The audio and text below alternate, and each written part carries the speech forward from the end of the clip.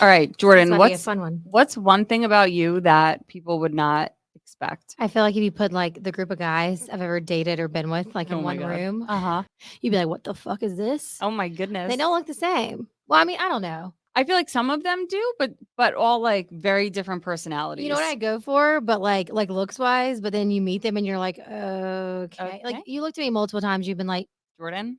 you we go to the bathroom. You're like, I Mm, mean, I don't really like no. And I'm like, okay, look, we're not marrying him. We're on a double date at a baseball game. Okay, so let's just have a good night, and we'll figure it shots out. fired. No, Bree knows, and she gives me that look. All she has to do is give me one look. Mhm. We're on a Like, double date, and I'll look at her and I'll be like, damn, fuck, you're right. He well, ain't for it's just me. like I'll just see the little things, you know? But I mean, all of them are really nice guys, but I just feel like All of them. I know I just feel like I know who you are and I know what you like and I'm like, I can't see this happening, you I mean, know? and this is what I use Brie and Tony as like my deciding factor because if you guys like are like not feeling, but Tony's so nice. I mean, he's super cool. Like I definitely Yeah. could talk to him, you Like know. And I'm he's like like, a bro and I'm Tony, like, I'm like, no, no, no, no. But like, we need to get deep. We need to know it. As soon as the guy goes to the bathroom, I'm like, Tony, do you like him? He's like, yeah. Jordan, can you just ask me that? And I'm like, no, do you like him? Yeah. So yeah, one thing about me is put all the dudes that I've dated or whatever in a room, and you'd be like, "Are you okay?" You'd be Yeah. like, "No, I'm not." We'll All be right. like, who are these people? Mm, All right, they ain't my Jordan. cousins. Oh my God. Thank God. That's that good Holy I mean, that's shit. that good South Carolina humor for you. I forgot Just the one thing question. about me. So it's just like one thing about me is that you would never expect. I have to plan things out when being invited to things like no other. We And never expected that. I feel like you do, but people don't. And Mm. I order clothes, and if the clothes is not fucking here, I'm not fucking No, it's going. like annoying. She's like, "Well, that dress I ordered didn't come in time." So, and I'm like, "Brie, get Jordan's your like, ass together." yeah. It like pisses me off. I'm like, "I'm gonna come pick you up. Like, I'll drive. I'll sacrifice. I'll drive and not drink, and I'll sacrifice because I want Brie to come." Yeah, but I'm like, well, if my outfit's not here, if I'm not like ready to If you go, don't feel like you like, love your outfit, you don't feel I'm good. not going. No, And she literally won't show up. I Like she has literally not will shown up not to our go. friend's birthday dinner because she's like, I started my period, I can't find anything to wear. And I'm Oh like, yeah. and everyone's like, oh my God. And I literally don't even say anything. No, Jordan I'm like, knows. no, like she's not gonna come. So No. like love you guys so much, but she's not gonna be here. Nope. Nope. R.I.P. Love It's not you. happening. But it's just I don't know why I'm like that. It like recently I don't know why. It like This hasn't recently been recent, I started. feel. When people plan in our group text and they text and there's one, if there's two things that we have to do that week, like what we're trying to do as a group, I immediately say in the group text in front of her, I'm like, Bree's stressed. We need Yeah. to pick one day to do things because We're I not know doing her. multiple She can't do things. multiple. I'm buying multiple outfits already for like things that are coming up. I have my whole fucking month planned. And if you're not in my calendar, then it's not happening. So don't stress me out. Okay. She'll call me and be like, I know you don't know what you're gonna wear yet. Like everything that's going on. You'd be like, what should I wear? And I'm like, And the shut event the will be fuck 2 up. weeks down the line. And I'm like, Brie, I don't know what I'm doing tomorrow, dude. Like, I'm not there with you yet. I'm not on that page yet. I can't be in your anxiety driven wardrobe crisis with you No. yet because this is 2 weeks away. We You have 14 days. 14 days. You Jordan's like order from Revolve the night before. and then pay priority shipping and then throw a fucking And it fit doesn't if get it here in doesn't time. get here in Literally time. does never gets in your time. And she's at the mall in Durham at South Point. Like, well, I just went to South Point because I didn't want to deal with fucking Crabtree. Yeah. And I'm like, Yeah. I'm like, okay. Jordan's like, okay, you psycho bitch. I'm Jordan McKenzie, and this is my best friend, Bree Domino, and you're listening to The Shit They Don't Teach You in Real Estate School. So, like we promised you guys on the last episode about showings, we're going to give you our little golden nugs Oh, about, this is the golden ticket right here. about what we say. And this is legit, no bullshit, what we say to buyers and the home buying process on this buyer strategy session. I'm going to let Bree start Yep. it out here. So this is the thing, guys. You're going to be doing this in the driveway. You're going to be doing this in the coffee Don't shop. matter where. You're going to be doing a Zoom. It doesn't matter. Whatever you scheduled, you're sticking to that schedule unless the buyer calls you, texts you, whatever, and says, hey, we need to switch things up. Right. This is what you're doing. So what exactly is a buyer strategy session and like how did these come about? These kind of started for us last year when things were going really freaking crazy in the market and offers were starting to you needed to put them in within like 30 minutes of seeing the house because there was a deadline that just popped up while you were in the showing and it was like our buyers were not prepared and then they get anxious, they get stressed, yeah and it makes them not want to offer when in reality they love the house. Yeah. They're going to miss out on the house, but they're missing out on it because if they're getting in their own way. Yep, exactly. So this is essentially prep work so that your client is ready to go. That's so perfect to describe this. Yes. It's prep work so that when they find the house that they love, we're armed, we're ready, and we're putting the offer in and we're submitting. Okay. So that's exactly how we kind of came about buyer strategy sessions. And I feel like it was also when, and I'm going to bring Zillow up again because this is just our daily shit and what we do. Zillow, you have that one initial phone call, text, whatever. You meet them for the first time. This was our way to close the appointment and to get in front of them again and have a date, a set time date instead of a showing. Because you go to a showing again, it's going to be the same song and dance. You don't have time to be like, hey, this is the buyer process. This is what we're about to be doing. This is the next steps. Doing the buyer strategy session gives you that place and time to go over all these things where you're not limited to a 30-minute, showing in a house. You don't have to look at the house at the same time. You can really focus on what their needs, wants, what their situation is, building some kind of rapport and really going through the process with them so they're knowledgeable and they feel like that we're on the same page. They can ask you questions, do all that kind of stuff. So Bree, when you go hop on Zoom or if you're in person, wherever you are, what is your first, how do you start it out? Before even jumping to that, I think the three things that we use the buyer strategy session for, kind of like what you said, it's to set clear expectations, right? To give them a market update so that they know exactly where we are within the market, and then to build that relationship with the client so that they know who we are, we know who they are, and it just, solidifies it's our blueprint, right? Yeah.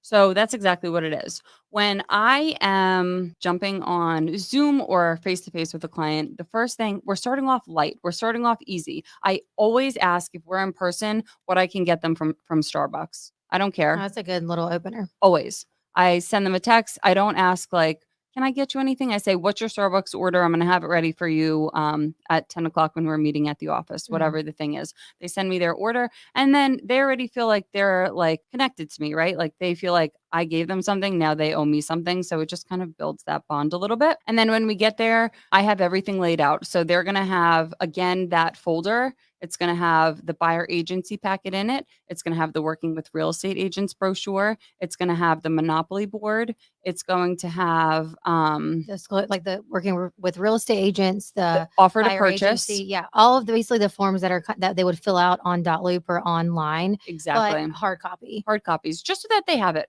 If I'm going to be honest, people don't really look at it until it's time to go, but I like to give it to them so that they can, because some people have different personalities and they like to do that. So that's going to be what's in there. I also have a little bottle of water for them, a pen so they can take notes, all that fun stuff. So that's kind of the setup. Then when they sit down, I'm going to be like, oh my gosh, I'm so excited to talk to you guys today. Tell me a little bit about you, about your situation. Or if they've already done that, then I'm recapping what I already know. Right. And I'm going to be like, okay, just so that we're on the same page, this is what you're looking for, yada, yada, yada, yada. Just so they know you paid attention. You're repeating exactly kind of what they said. Yep. If they haven't, and say you met, or you say you haven't even met yet, because sometimes we book a showing and it might be a few days later and we're able to schedule one of these prior to that showing. And that's like A++. That's amazing, because when you go into the showing, you have that rapport. You're not nervous. So let's say you book it prior to a showing. The first question I would kind of ask, and obviously introduce myself. So nice to meet y'all virtually. Ha ha.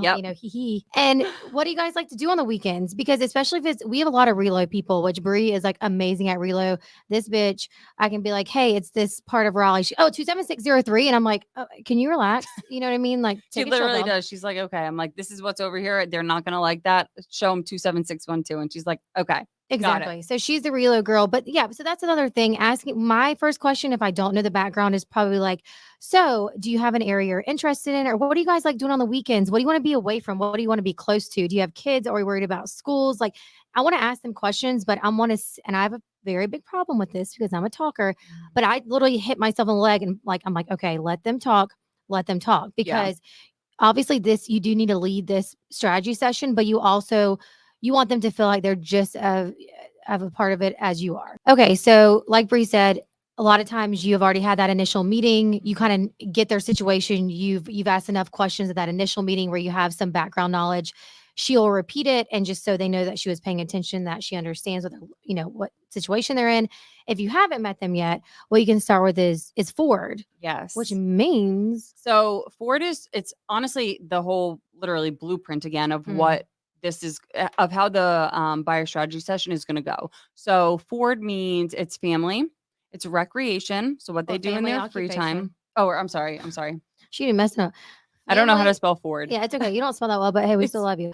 Family, occupation, recreation, recreation. and then dreams. What Yes. what does your dream, Yes. home look like, or whatever the case is? So we're gonna start with family. Tell me a little bit about your family. Is it, if just Do you two have people kids? Are they in came? school? Yeah. Is anyone else Schools are gonna be capped here, so that's a big thing. is anyone else going to be living in the house with you?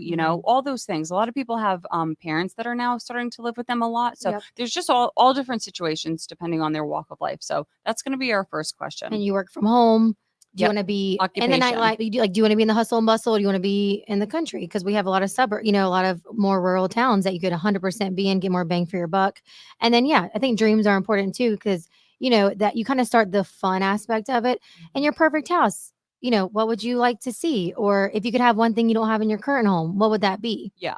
Yeah. And so you get them talking, it gets them really warmed up because when people talk about themselves, I feel like they start to feel more comfortable instead of answering, where do you want to live? How Yeah. much you want to spend? Let's talk about price. No, this is You can't supposed do to be that. it's supposed to be a fun, like, this is the fun part of the process. Like, honestly, Mhm. you have to make this really light. It has to be enjoyable. You have to have, And like, it's exciting. Like, this is my favorite part, y'all. I cannot wait to get yes. to know you guys. This is so much fun for me. I love finding people their dream homes. And so tell me about you. Yeah, this is so that I can help you find exactly what you're looking for. Like, this Mhm. is what we're gonna do.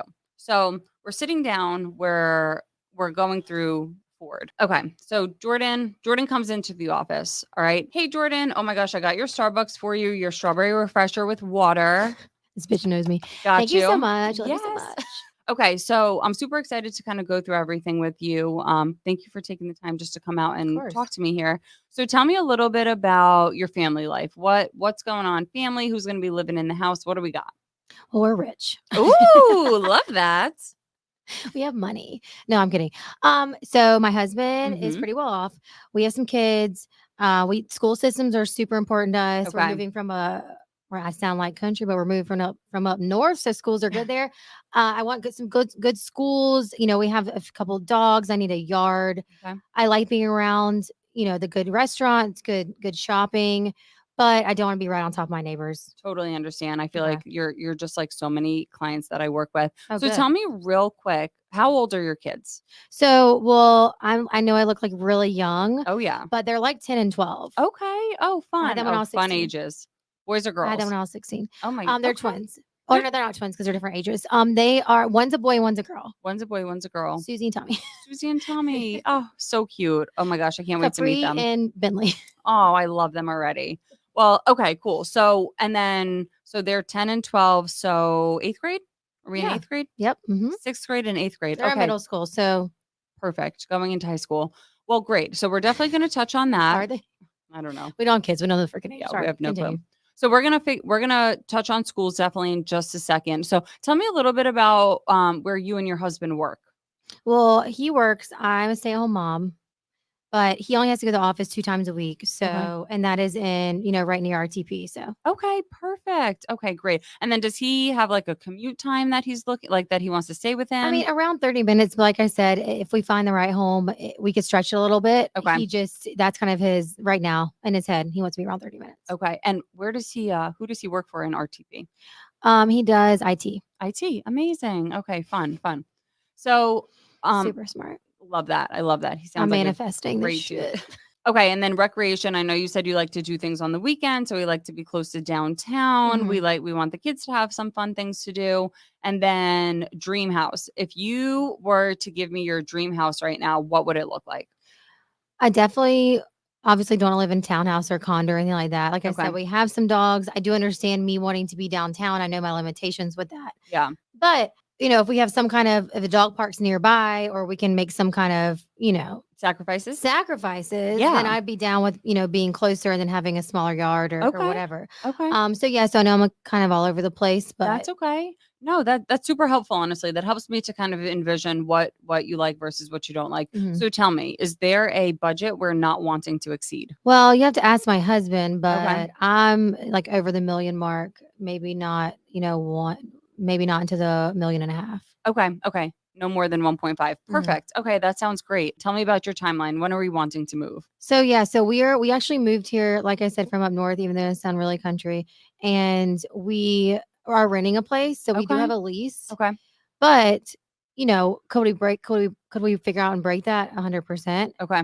So we have the time. We have a place to live. We're not going to be homeless. Okay, perfect. And then if we did find something perfect, did you already speak with your apartment complex about what the lease break fees are and all that? Yeah, we did, and it's actually just a landlord type thing. He's the Okay, homeowner and kind of perfect. knows our situation. So we Amazing. did tell him we were looking for a house before we signed the lease. Okay, cool. Great. So that's awesome because at least you guys are all on the same page.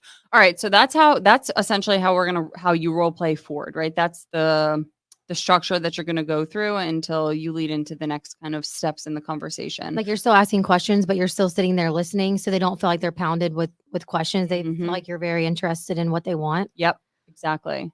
So then okay, so after Ford, then what are we getting into? Well, I think you kind of hit on it already. You did the timeline, Yep. because the biggest thing is, okay, so tell me about your current situation. Are you guys renting? Do you currently own your home? Are you local? And you kind of know a little bit of this, I think, prior.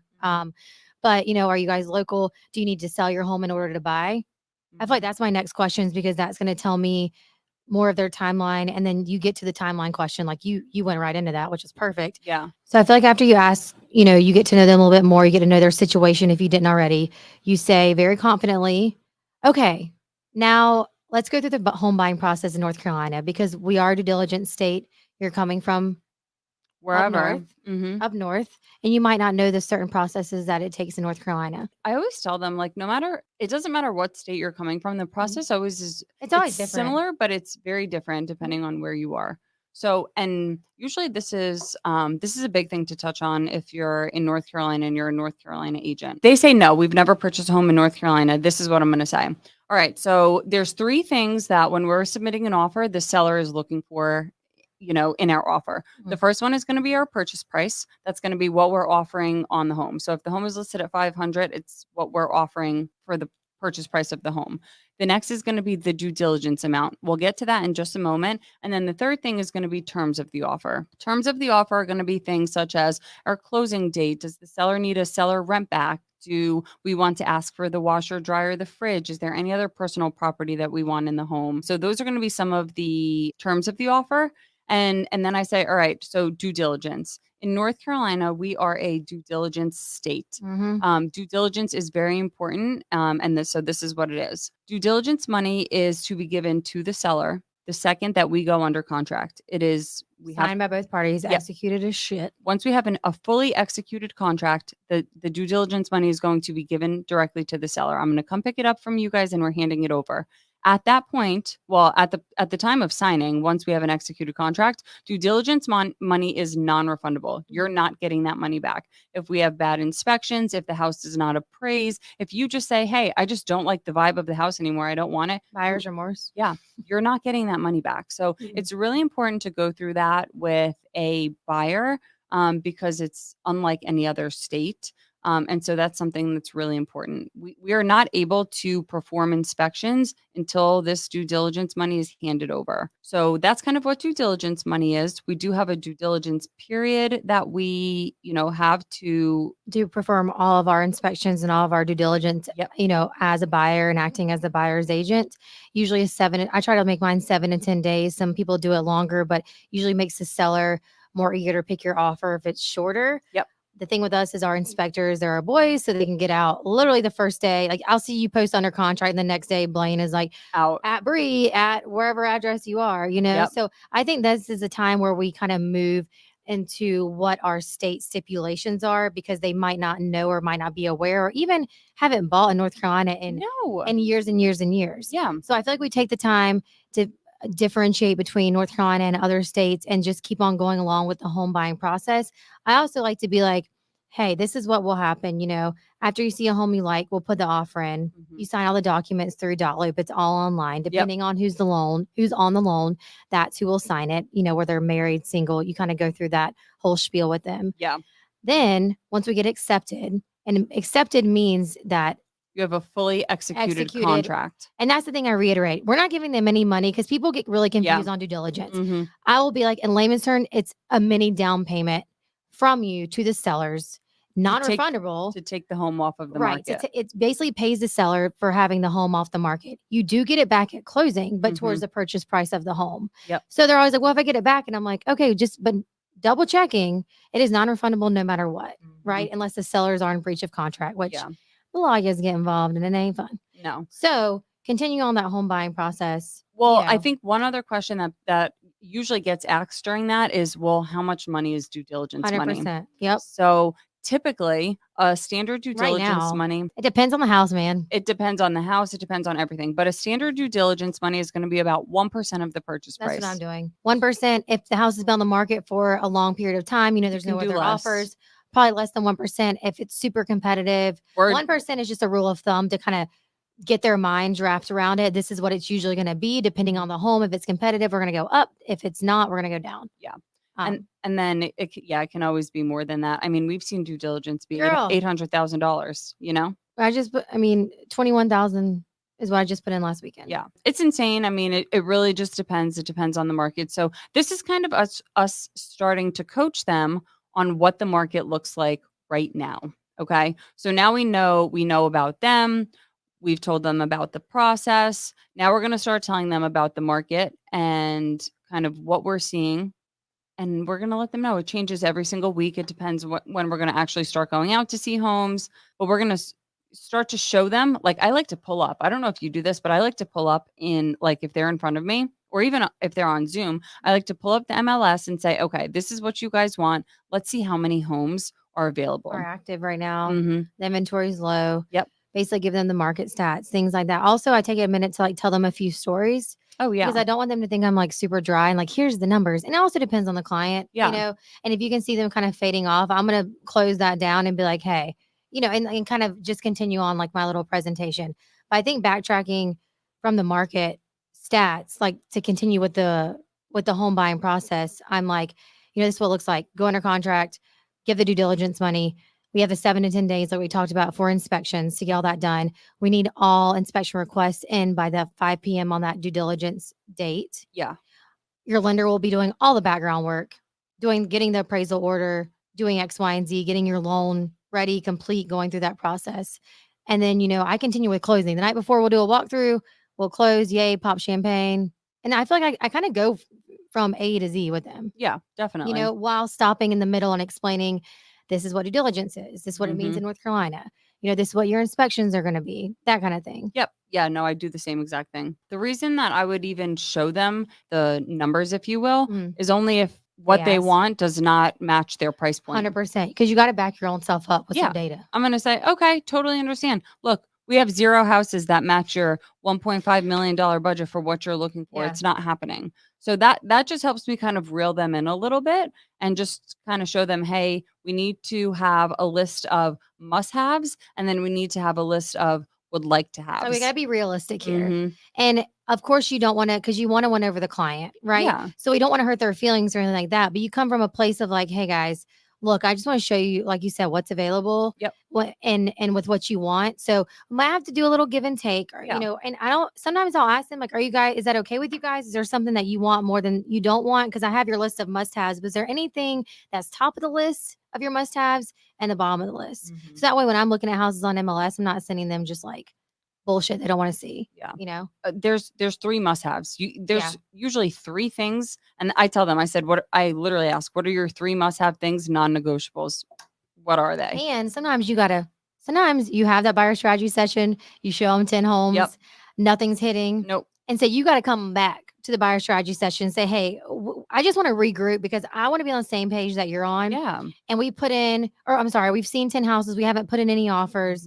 And for me, that's just not that's not how I like to work. Yeah. And I just want to make sure we're on the same page. So you kind of blame it on yourself in a way. And then you regroup with them. Yeah. I would say something like I'm clearly there's a disconnect here, right? Yeah. Like something is not matching up.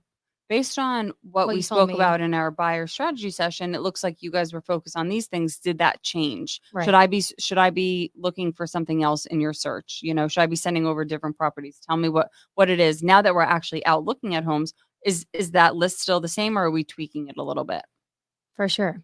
Okay, so to wrap it up, usually what I tell them, amazing, this has been such a good conversation. I'm so glad. What I like to do, because I know this was so much information, is I'm going to send you a nice recap email. I send that email by the end of the day at the absolute latest, that email is going to be sent to the client. And it's going to go over everything that we spoke about, all the things that they wanted to make sure that, again, that we're on the same page.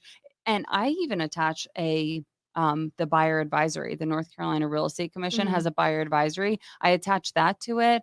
And then I also just go over again what all the documents are, such as It's like a template you use, and then you kind of, I feel like, configure it to what they're looking for, and you like fill out the space about them, obviously differently, and then you keep the same paragraphs for what these documents are, right? Yeah, pretty much. To keep it cohesive, because honestly, that it does take a lot of time to redo that every time. So if you do have some kind of template and then you just fill in their personal information, recapping wise, like that's helpful. Yeah, definitely.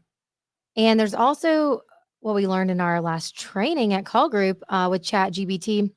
There is an app. It's actually called Tactic, TACTIQ.